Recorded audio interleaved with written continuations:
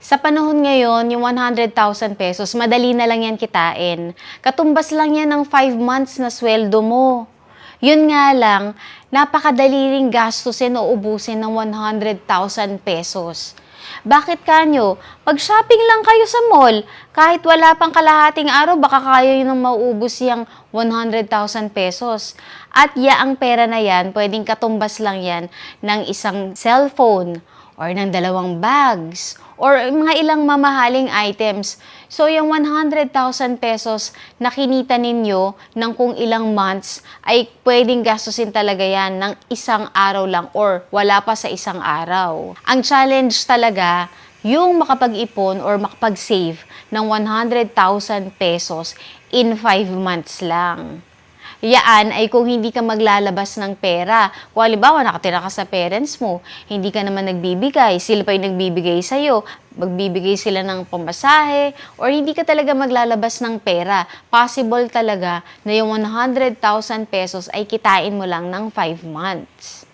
Ngayon, ito yung pagkakataon na talagang gustong-gusto ko mag-share ng ideas. Siyempre, nung personal experience ko kung paano ako nakapag-save ng first 100,000 ko in my 20s. Siyempre, unang-una na dyan, kailangan maging financially literate kayo. I-educate natin yung sarili natin kung paano ba mag-handle ng pera, kung paano palaguin ang ating pera. Hindi naman ibig sabihin na kailangan magbasa kayo ng mga libro or umattend kayo ng mga seminars or mga ibang workshops about financial literacy. Kasi minsan medyo malalim na din yung mga tinatalakay doon. Kung katulad ko kayo na mas natututo ako kapag nanonood ng mga videos, lalong-lalo na yung mga tao na nagsishare sila ng personal experience nila, kung paano sila nagsimula sa simpleng trabaho, may maliit na sweldo, natuto silang mag-invest, palaguin yung mga investments nila, makapag-save ng pera. Kasama na dun yung mga experiences nila na, halimbawa, mga problema nilang na-encounter. Parang mas nakakakuha ko ng connection. Mas nafe-feel ko yung ganong kwento ng buhay na nagre-relate sila mismong sa nangyari sa buhay nila. Nagbibigay na rin sila at the same time ng mga financial advice. So, para sa akin, mas natututo ako doon. Or mas natuto talaga ako kung ano yung mga pinagdaanan nila in the past, kung bakit or paano sila nagkaroon ngayon at present. At paano nila mas lalo pang pinapalago kung anong meron sila sa ngayon. Para in preparation for the future, mas handa sila sa mga opportunities na darating sa kanila. Mas gusto ko yung papanood ko yung mga talagang totoong tao na pinagdaanan yung mga experiences na alam natin na at present, nandun tayo sa stage na yun. Tapos, syempre magkaka-idea ka na, pinagdaanan din pala nitong mga tao na to yung mga ganitong klaseng experiences. So, siguro ako, nandito lang din ako sa phase na to. And, nagkakaroon ng hope at saka mas lalong, yung dreams mas lalong tumatayog kapag nakikita mo mismo yung mga ganong klaseng tao, nagkakaroon tayo ng inspiration. And then, syempre, kailangan gamitin natin yung formula na income minus savings equals expenses. Ibig sabihin, i-less na natin yung portion na ilalagay natin or ilalaan natin sa savings natin mula doon sa income natin. Tapos yung matitira, yung expenses, yun yung pagkakasyahin natin. So, kung magkano lang yung matira, yun lang yung magiging budget natin para sa needs natin at saka sa wants natin. Itong formula na to, sobrang nakakatulong to para makadevelop ng discipline sa sarili natin na yung sinet natin para sa savings ay hindi natin gagalawin. Yung sinet natin para sa expenses, kung magkano man yun lang yung pagkakasyahin natin. Dito sa formula na to, nag-ooperate yung consistency at saka time. They work perfectly together. Yung consistent sa pagsasave ng certain amount or certain portion para sa savings natin at saka yung time na din para yung time na yon, kung meron tayong 1 year or 2 years, kailangan ma-set natin yon pagka naset natin yung dalawa na yun, consistent sila sa isa't isa, for sure marireach natin yung 100,000 pesos. Next is set your purpose. Yung sa pag-iipon ng 100,000 pesos, wala talaga sa isip ko na kaya ako mag-iipon kasi meron akong gustong bilhin, or meron akong gustong puntahan, or gusto kong i-spend yun sa experience or kung anumang bagay, material thing. Ang una ko naging purpose nun is for security. Kasi ayoko lang na yung may time sa buhay kasi na kailangan natin maglabas ng pera, pero wala naman tayong mailabas. Yung ganon. Parang ang sakit lang sa loob, ang hirap dalhin nung ganong klaseng pakiramdam na meron kang kailangan pero wala kang mailabas sa bulsa mo kasi wala kang na-save. So, yun yung iniiwasan ko na feeling that time. And yung isa pang purpose ko nun is, nahihiya lang kasi akong dumating sa point din na pag may pangailangan ako, lalapit ako sa parents ko, or sa kamag-anak ko, or sa kaibigan ko, ayokong makapang-abala ng ibang tao. So, yun yung mga motivations ko. Aside from yun yung purpose ko, no? Motivation ko na din siya para maka-save ng 100,000 pesos. Yung next, find multiple sources of income. Yung salary from being employed sa isang company, sa isang institution, yun yung fixed income. Importante na meron tayong fixed income. Pero dapat talaga na meron tayong multiple sources of income. Whether maliit man yan or malaki, okay lang yan. It doesn't matter. Ang importante, meron tayong other sources of income. Ako, halimbawa, nung nasa 20s ako, meron akong sideline. Ang sideline ko nun is magsulat for tourism. Ano siya? International company siya. Online lang siya. And then, bibigyan nila ako ng assignment. So, no need na pumunta ako sa office. So, gagawin ko yung assignment na yun, ipapasa ko online, and then pinapasweldo nila ako in dollars. And then another pa, aside from that, is nagbenta ako ng wallet, ng bags, ng ladies accessories. So, yung mga bagay na yun, maliliit lang talaga yung kinikita. Pero, ang masasabi ko, sobrang laking tulong kasi na-offset yung ibang bayarin. Yung mga, halimbawa, water bill, ganyan. Tapos yung pamasahe, papasok sa trabaho, or yung mga simpleng bagay lang. Hindi man siya directly nakaka-add doon sa savings ko, pero ang masasabi ko, nakatulong yun para maging consistent ako na yung savings ko ay yun talagang amount na yun or yung portion na yun na chinachop ko from sa aking salary. So, meaning, kapag ka mayroong mga kailangang bilhin or kailangan maglabas ng pera at syempre, nakabudget na yung expenses ko eh. 'Di ba? So, hindi ko rin siya po pwedeng kunin doon. Hindi ko rin naman siya po pwedeng kunin sa savings kasi mababasagan na yun.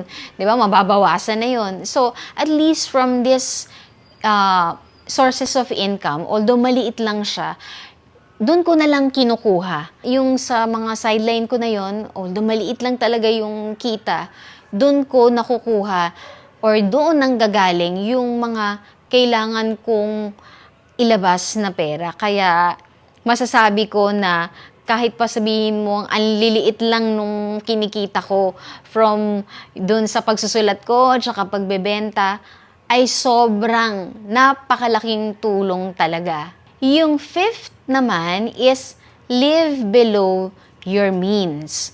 Okay, yung live below your means, medyo mahirap siya i-develop sa sarili. Made-develop lang talaga siya over time. So, parang nasa practice na rin natin yan. Over time, pagka pinractice natin ng pinractice sa sarili natin, nagiging part na siya ng discipline. So, living below your means, I think ito yung pinakamahirap. Kasi ito yung kahit na alam mo may pambili ka, kaya mo nang mag-spend ng pera para sa isang mamahaling bagay, pero ang nasa mindset mo is I have to live below my means, ay talagang kailangan maisip mo sa sarili mo na although kaya ko tong bilhin, hindi ko to bibilin. Hindi ibig naman sabihin nun ay, 'di ba, i-deprive mo na yung sarili mo, hindi ka na mag-e-enjoy sa buhay, hindi mo na bibilhin yung mga gusto mo, hindi mo na kakainin yung mga gusto mong kainin, hindi mo na pupuntahan yung mga gusto mong puntahan. Hindi naman yun ang ibig sabihin ng live below your means. Ang ibig sabihin lang nun ay mag-set ka pa din ng limit. Kung halimbawa, bibili ka ng isang bagay, sobrang mahal nung isang bag. Sobrang mahal nung bag na yon at alam mo naman na kaya mong bilhin yun. Kayang-kaya mong bilhin yan. Pero, syempre kailangan, dahil you are living below your means, kahit alam mo na kaya mong bilhin yan for its price, dahil gusto mo yung itsura niya at saka quality niya, hindi mo na lang siya bibilin. Magsisettle ka na lang sa isang bag na medyo lower in price, pero may quality din, maganda din, hindi mo masasabing nag-splurge ka. Yun yung interpretation ko, yun yung ina-apply ko sa sarili ko. So kahit na gustong-gusto ko ng isang bagay, pag tinignan ko siya at alam kong kaya ko namang bilhin, afford ko namang bilhin, pero iniisip ko na maghahanap ako ng similar na bagay, or for example, sa pagbili ng bag, similar na bag, maganda din ng quality, branded din naman, hindi nga lang high-end na katulad nung talagang gustong-gusto ko. Kaya lang, ayoko din namang mag-splurge, di ba? So, magsisettle ako dito, at least hindi ko masasabing nag-splurge ako. Yun yung isang bagay kasi na, yun yung isang bagay na iniiwasan ko, yung term na splurge. Ayokong mag-splurge dun sa isang bagay lang na ang presyo niya ay katumbas na ng 3. For me, living below your means, kahit na kayang-kaya mo, kahit na gustong-gusto mo, hahanap ka na lang ng another option na alam mo na may quality at gusto mo pa din, na-i-enjoy mo or ma-i-enjoy mong gamitin. Yung 6 naman is open a passbook account. Yung passbook account ay not just for our security. Nandun na yung security na kapag naka-passbook ka, syempre, alam natin na hindi yan magagalaw ng iba. Nakasecure yan sa taguan natin. Iwasan natin yung, kung gusto talaga nating mag-save, iwasan nating mag-save ng pera sa ATM. So, hiwalay yun. Iba yung pera sa ATM, iba yung pera sa passbook. Mas maganda na yung iniipon natin, yung goal natin na 100,000 pesos ay sinesave natin or tinatago natin sa isang passbook account. Kasi isipin nyo na lang kung nasa ATM yun. Napakadali lang nun, isuksok, tapos magdi-dispense yung pera, ayun, wala na. Bawasan na yung savings ninyo. So, paano mangyayari? Hindi na kayo consistent, di ba? Yung time pa, lalo pang humahaba yung time para ma-reach nyo yung 100,000 pesos ninyo.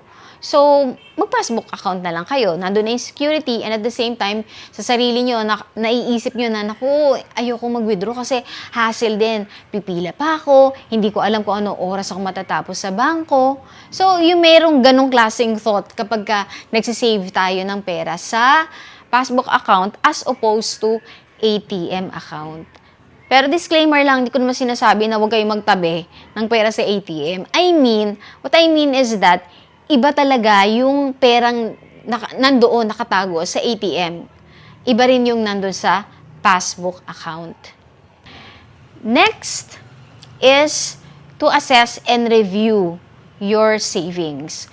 So, lagi nating babantayan yung sarili natin. Saan na ba tayo sa pagsisave?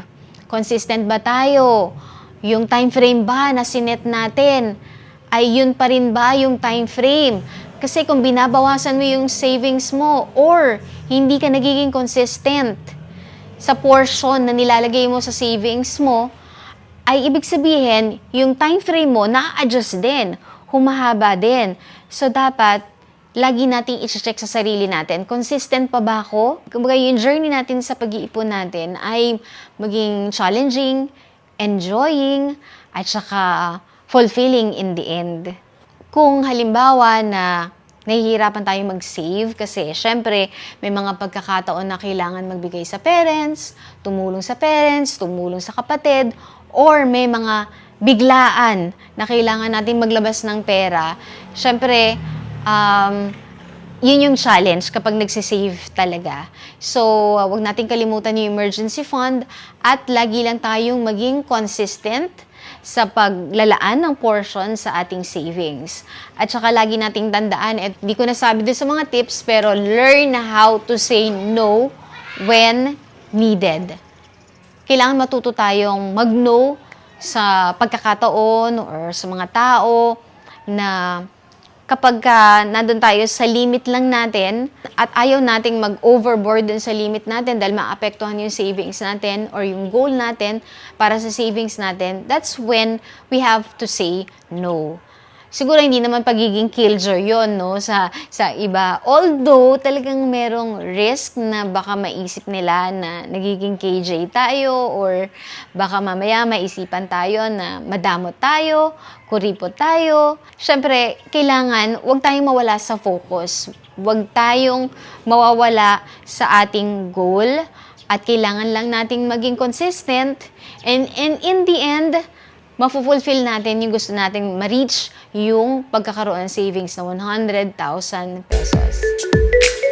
Thank you for watching!